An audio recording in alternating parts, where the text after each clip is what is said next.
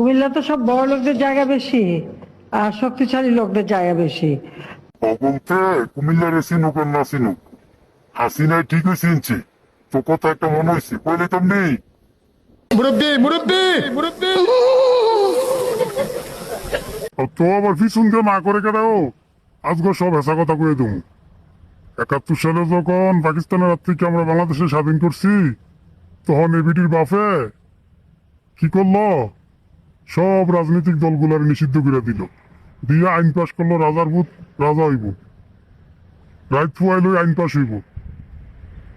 তখন কুমিল্লার colonel Rashid, major ডালিম, খন্দকার মুস্তাক তিনজনে মিল্লা রাইতে রাইতেই এবিটির বাপের সব স্বপ্ন ধূলিসাৎ করে দিল।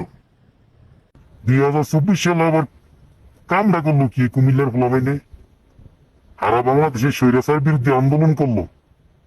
ছাত্রর মধ্যে 6 জন সমন্বয়ক, এর মধ্যে 4 জনই কুমিল্লার। তো হগলে কুমিল্লারে চিনুক না চিনুক, হাসিনা কুমিল্লারে ঠিকই চিনছে।